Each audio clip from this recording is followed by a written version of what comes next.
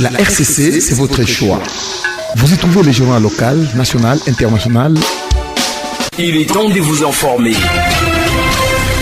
Angal, Alulu Uganda, Jukot, Mukambu, Pandoro, Wagungu, Warpalara, Walendo Watts. Branchez-vous sur votre chaîne, la référence des infos.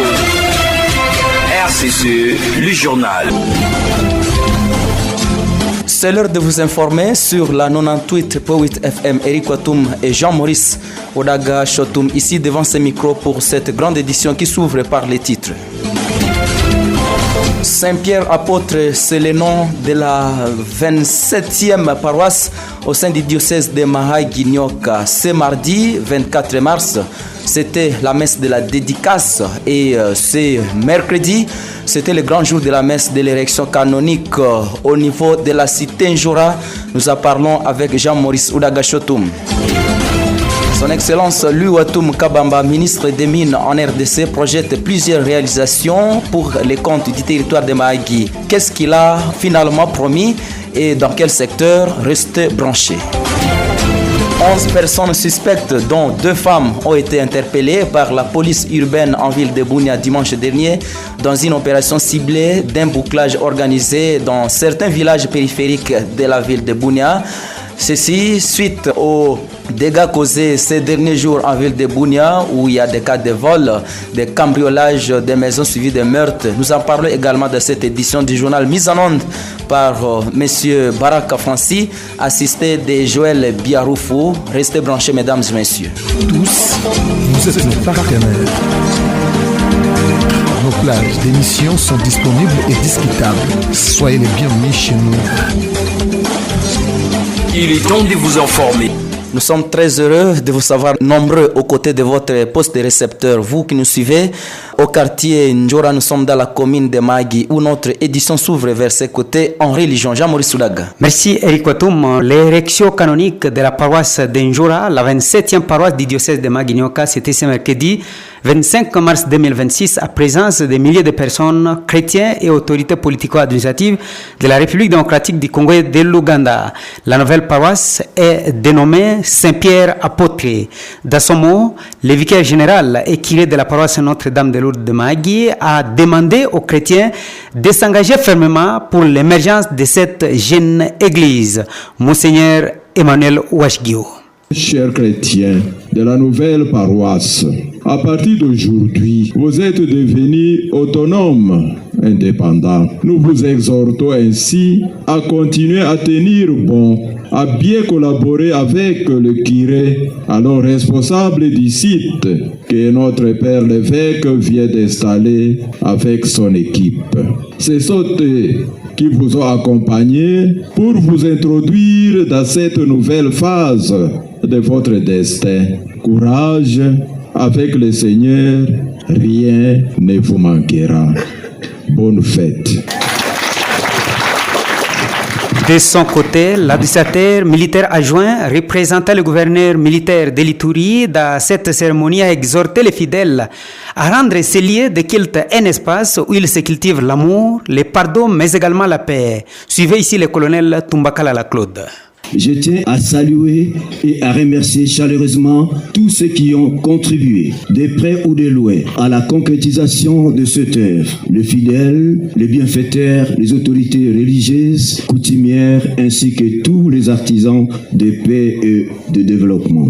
Désormais, cette église, érigée canoniquement et consacrée au Seigneur, n'est pas seulement un bâtiment, elle est avant tout un lieu de prière, de rassemblement, d'espérance et de renforcement des valeurs spirituelles et communautaires. Puisse-t-elle être un espace où se cultive l'amour, la solidarité et la paix. En tant qu'administrateur du territoire adjoint, je réaffirme mon engagement à soutenir toutes les initiatives qui contribuent à l'épanouissement moral, spirituel, social de notre population. Que Dieu bénisse cette église qu'il bénisse chacun de vous, qu'il continue à guider notre communauté sur le chemin de la paix, de l'unité et du progrès. Ainsi dit, au nom de son Excellence Monsieur le gouverneur militaire de la province de l'Ituri, le lieutenant-général Johnny Luboya Kachama,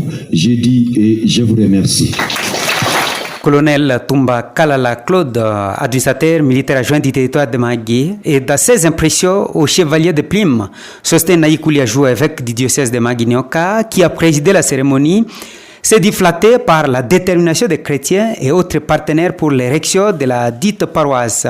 Il indique que beaucoup encore reste à faire. On l'écoute. Depuis hier, comme vous savez, c'était la dédicace de l'église, également la dédicace de l'hôtel. C'est une grande cérémonie par laquelle ces deux lieux sont en fait consacrés au Seigneur. Et pour le peuple de Dieu, c'est bien le lieu de rencontrer le Seigneur, de prier personnellement aussi, d'écouter la parole de Dieu.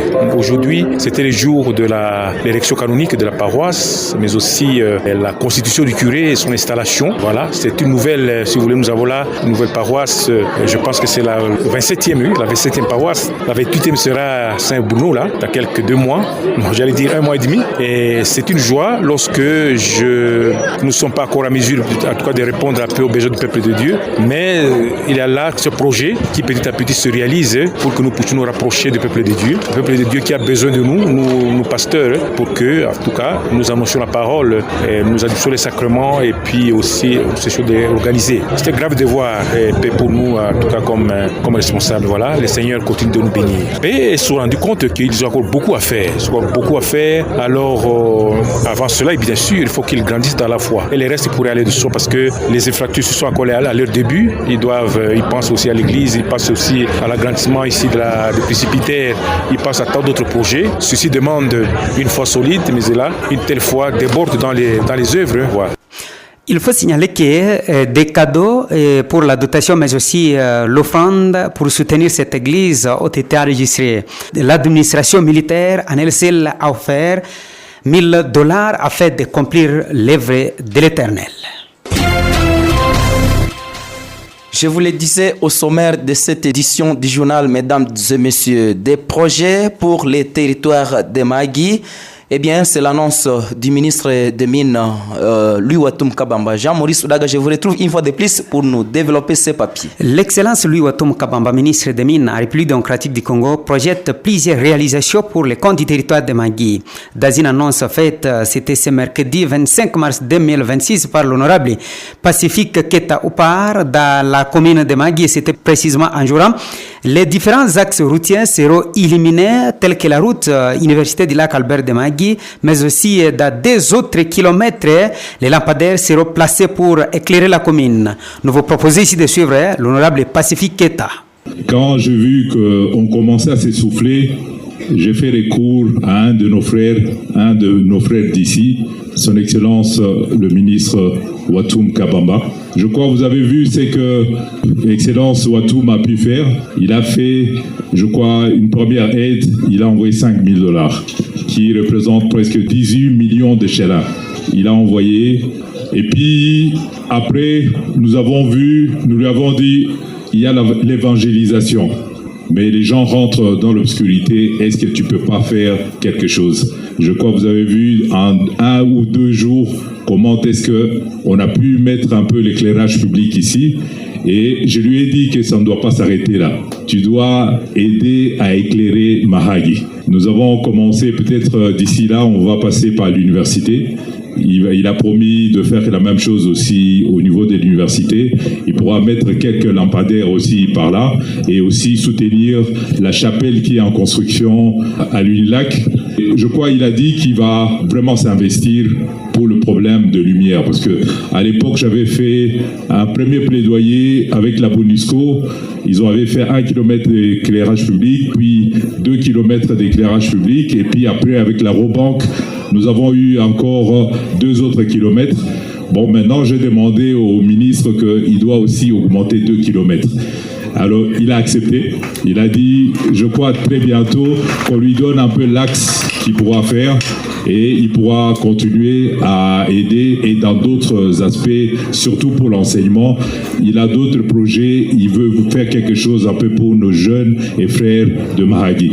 Donc pour dire qu'on ne vient pas parler politique, lui il ne le fait pas pour la politique, mais il est fait avec foi puisque c'est chez lui.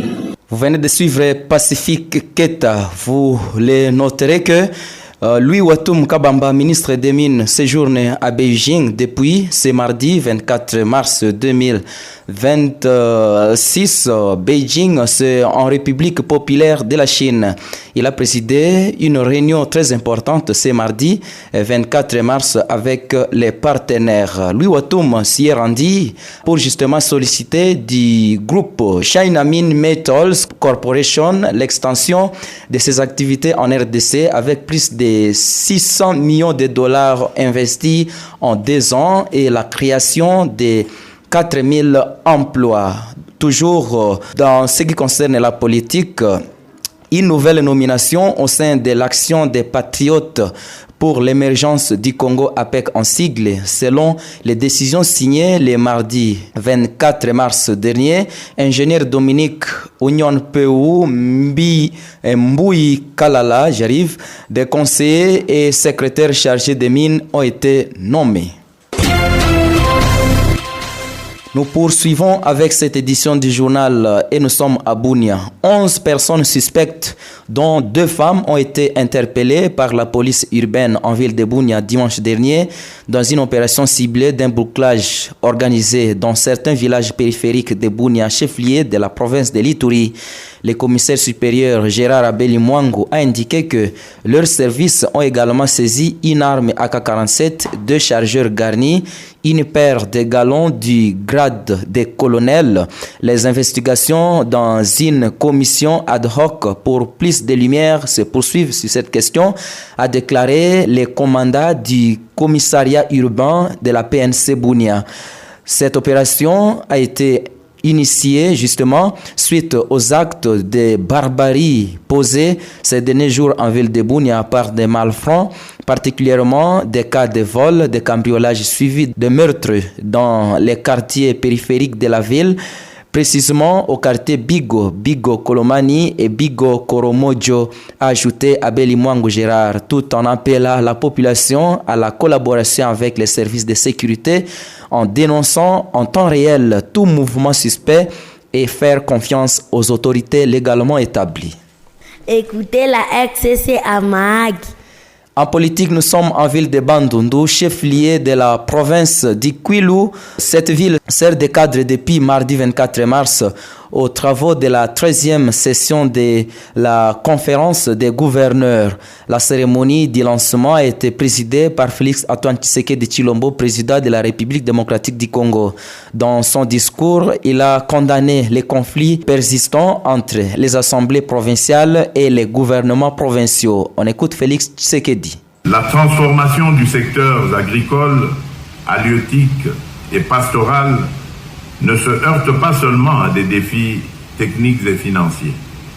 Elle se heurte aussi, trop souvent, à des blocages institutionnels, à des rivalités de pouvoir, à une mauvaise articulation entre les niveaux de décision et parfois à une compréhension imparfaite de ce que signifie réellement la décentralisation dans un État unitaire.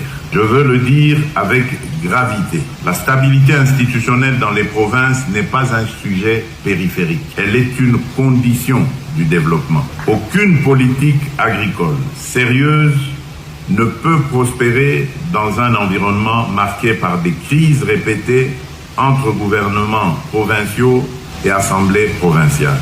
Aucun investisseur, aucun partenaire, aucune communauté productive ne peut se projeter sereinement là où l'incertitude politique devient la règle, là où les conflits institutionnels paralysent l'action publique et là où les priorités varient au gré des calculs de circonstances.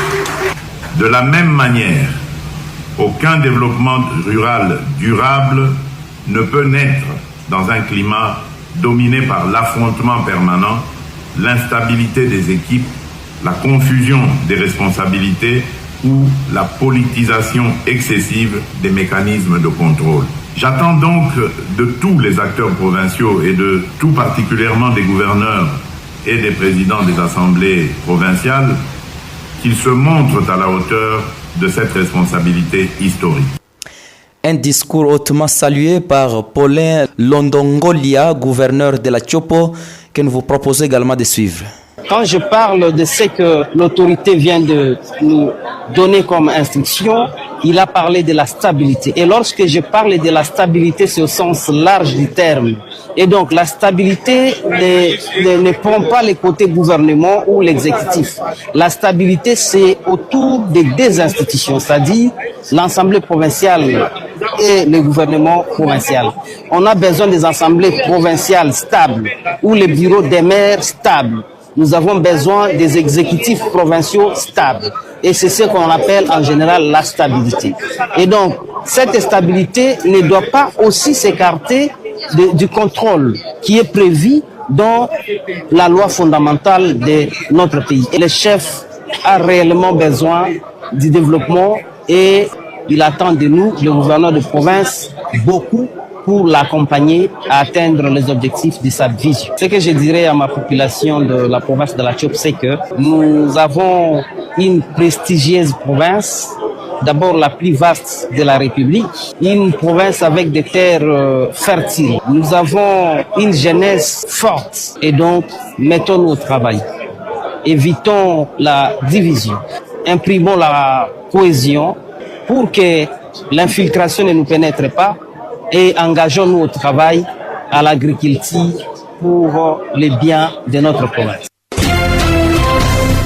Eh bien, mesdames et messieurs, c'est ce qui met fin à cette édition du journal que nous dédions au doctorat Alphonse Onen Ali Ankwa, expert santé publique à la DPS Ituri, qui a fêté son anniversaire de naissance ce 25 mars 2026. Nous lui souhaitons succès, prospérité et longévité à ses fils de Mahagi. Joyeux anniversaire. Cette édition a été réalisée par Baraka Fancy, que nous appelons Mouchangé, assisté de Joël Biaroufou. Eric Watum, c'est moi, à mon côté droit. J'ai connu la présence de Jean-Maurice Odaga Chotoum, avec qui nous avons co-présenté cette édition du journal. Merci. On se retrouve dans les heures qui suivent.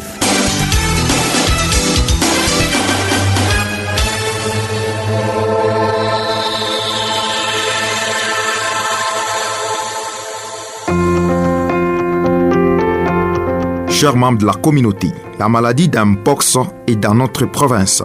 En cas de fièvre, de boutons, de gonflements, de ganglions sur le corps, je me rends immédiatement au centre de santé le plus proche pour des soins appropriés. L'Mpox peut se propager rapidement. Soyez vigilants et consultez un professionnel de santé si vous présentez ces symptômes.